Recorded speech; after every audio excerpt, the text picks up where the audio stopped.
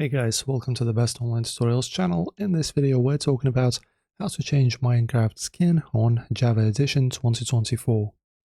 So firstly, you need to make sure that you have downloaded a valid skin asset from a trusted repository like NameMC or Planet Minecraft.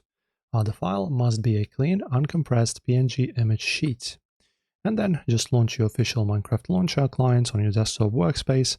Then you just choose the tab that says Switch. And then you just go into your navigation row, switch the tab selector from play to the skins. Then click the large card labeled new skin.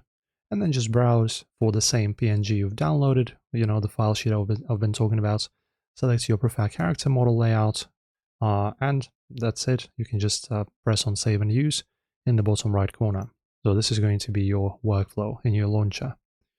And the exact second you boot up your game, worlds or join a multiplayer instance, your fresh cosmetic textures will instantly render across the server.